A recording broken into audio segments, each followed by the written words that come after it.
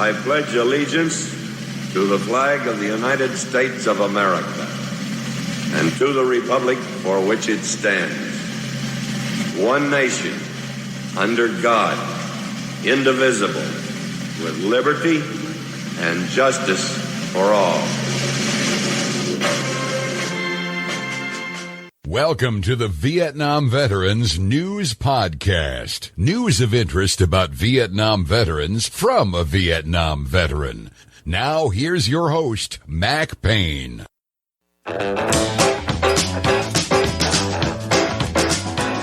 This is Mac Payne here with episode 1868 of the Vietnam Veteran News Podcast. News about the Vietnam War and the brave veterans who served there, as told to you by yours truly, a Vietnam veteran. You know how you feel when someone lies to you? You don't like it. When you find out about it, you don't like it because that person was stealing your confidence in what they were saying. A liar, in effect, is a thief. Unfortunately, there was a whole lot of lying going on in the Vietnam War. I'm not saying that all that lying led to the formation of a monument in Washington, D.C., made out of black marble with 58,276 names etched upon its surface of people who died in the Vietnam War, where there was an awful lot of lying going on. You'll have to decide that question. In this episode, I'm going to tell you about how it all got started in Vietnam with the U.S. Air Force. And, hate to say it, that included some deception on the part of our government also. It really ought to burn you up when your government lies to you. Some of that was going on when it came to the Air Force in Vietnam. As any Vietnam veteran knows, the Air Force played a large role in that war. At times over there in Vietnam, there would be as many as 95,000 Air Force personnel over there, flying and maintaining almost 2,000 aircraft. It was a big deal. I find the story of how the Air Force got involved in the Vietnam War very fascinating. So did Mr. John T. Correll. He was the editor-in-chief of the Air Force magazine for 18 long years, and he still frequently contributes to that publication. He wrote a very revealing story about how the Air Force entered the Vietnam War. The title of that story is The Air Force Enters the Vietnam War. He wrote that story on October the 1st, 2020, and it appeared in the Air Force magazine.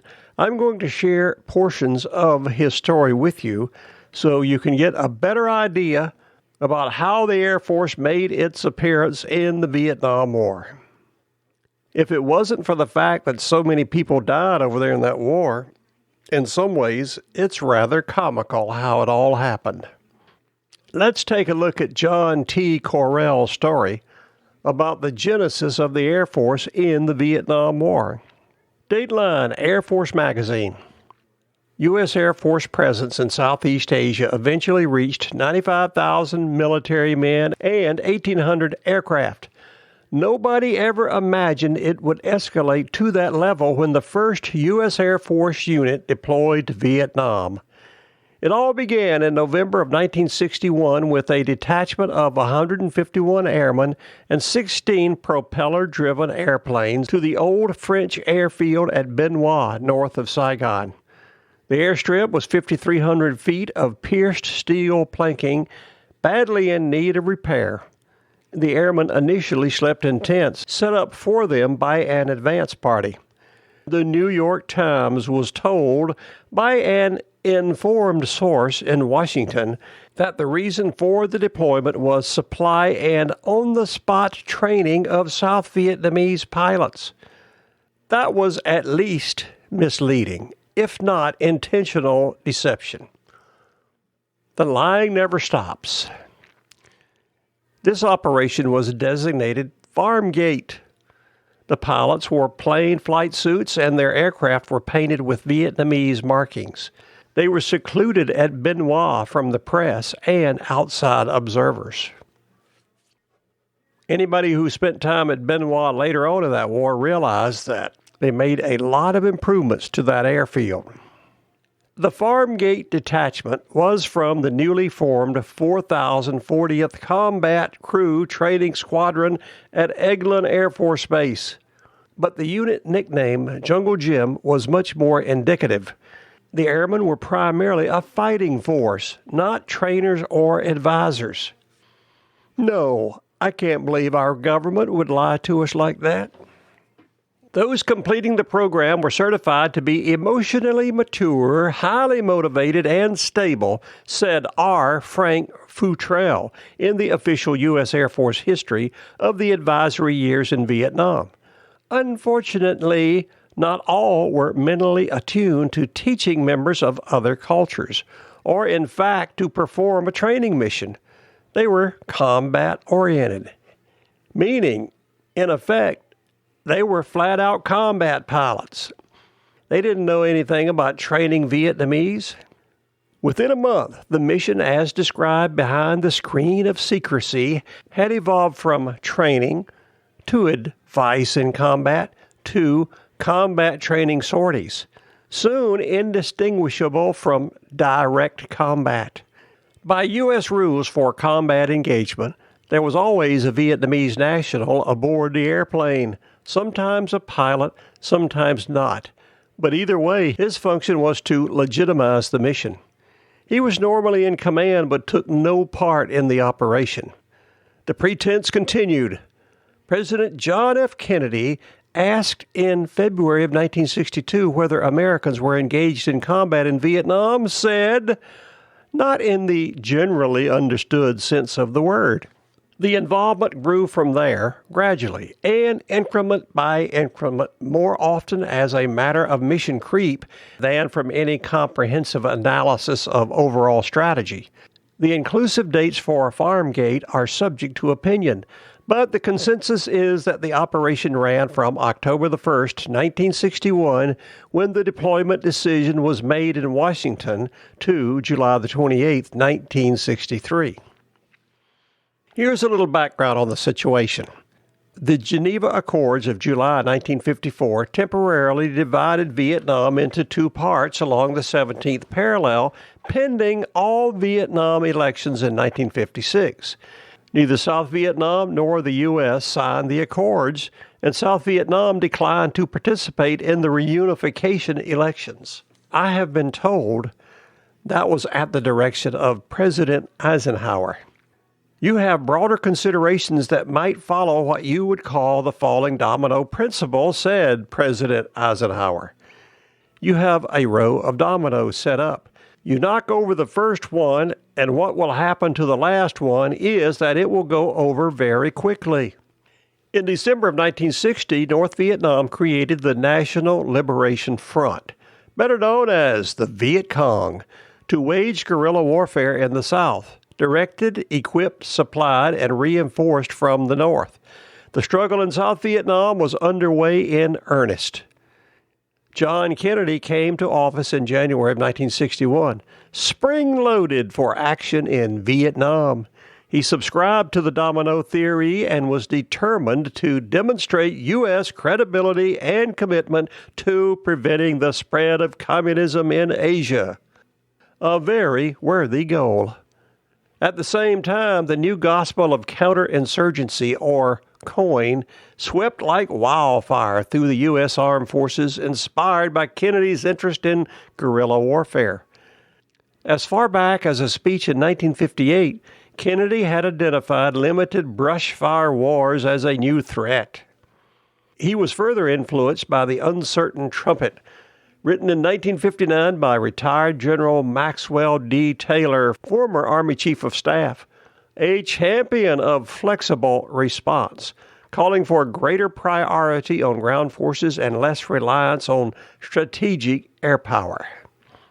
In February, 10 days after the inauguration, Kennedy directed the Department of Defense to put more emphasis on development of counter-guerrilla forces. In May, he approved 500 military advisors, most of them from the Special Forces for South Vietnam, and ordered the start of clandestine warfare.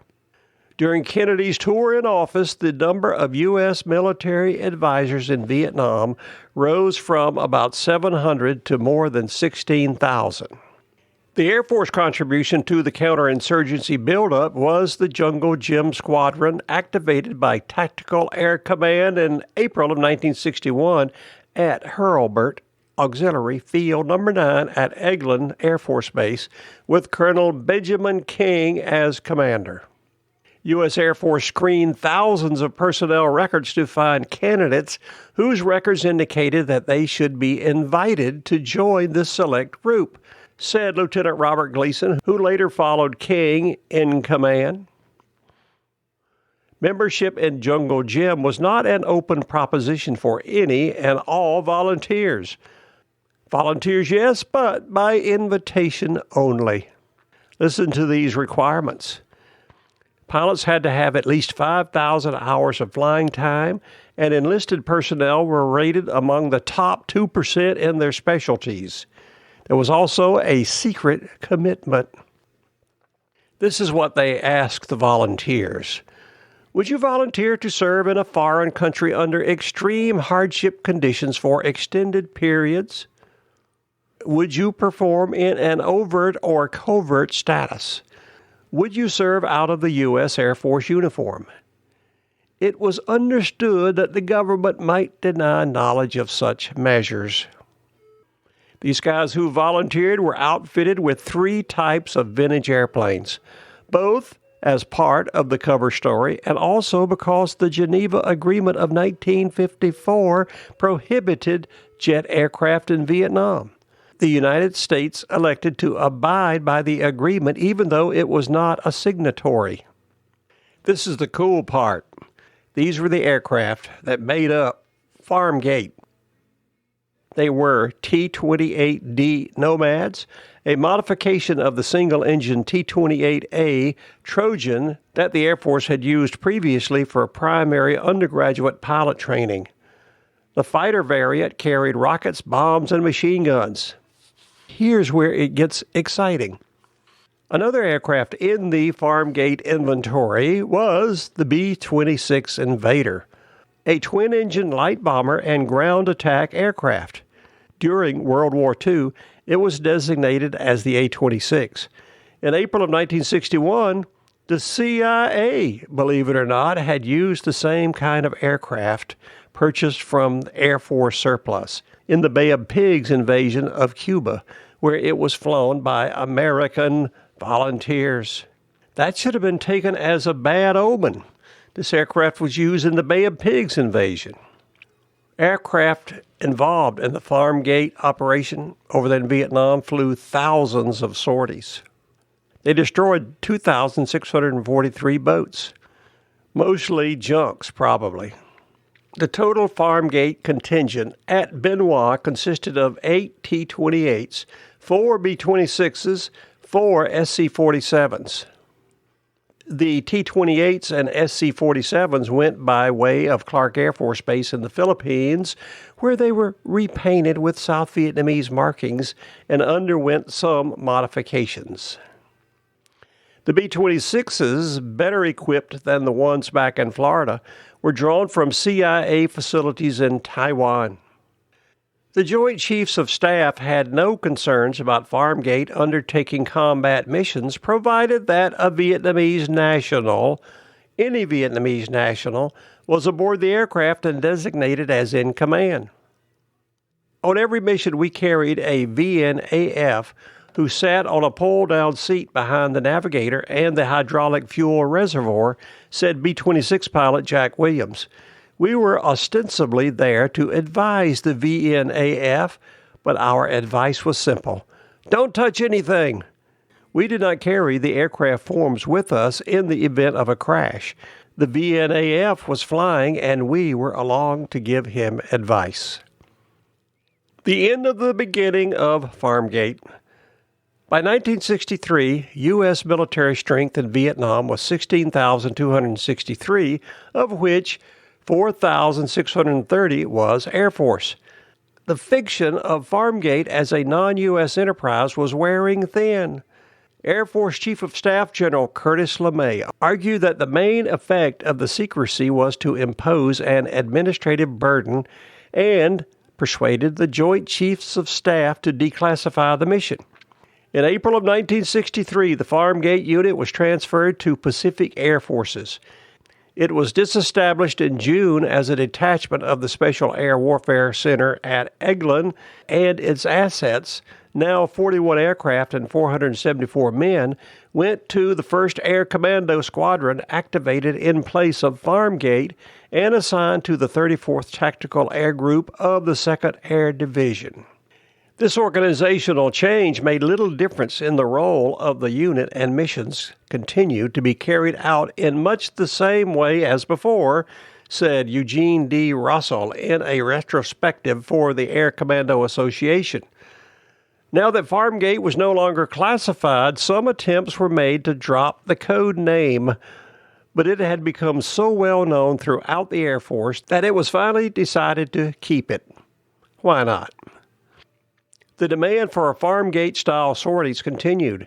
The Air Force proposed replacing the T-28s and B-26s with jet aircraft, but McNamara approved the A-1E Skyraiders instead, propeller-driven attack bombers that nevertheless represented a substantial increase in capability and effectiveness.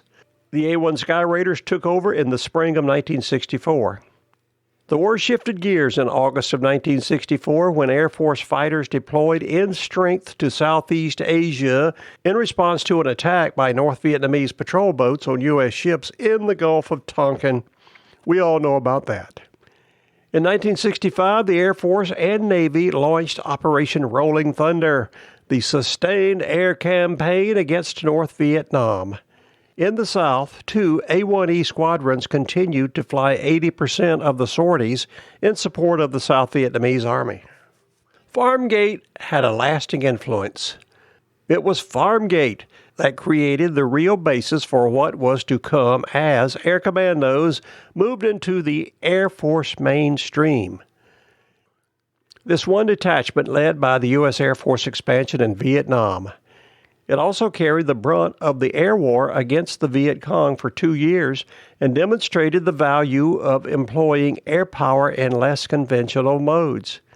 It is a reasonable question whether it would have happened without the secrecy and deception early on.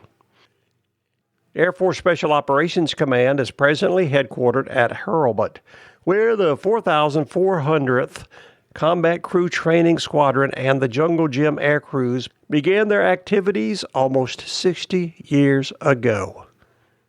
Can you believe the Air Force has 4,400 Combat Crew Training Squadrons?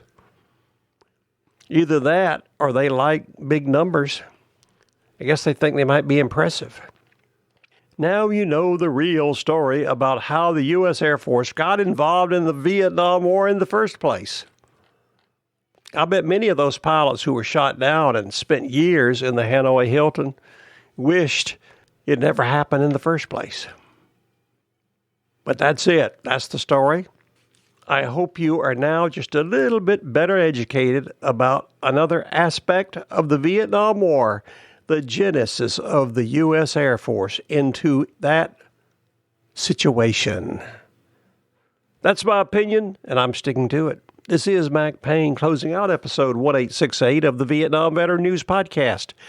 Thank you so much for coming to listen to these stories. You are cordially invited to return again soon and often to listen to more coming your way on this podcast, the Vietnam Veteran News.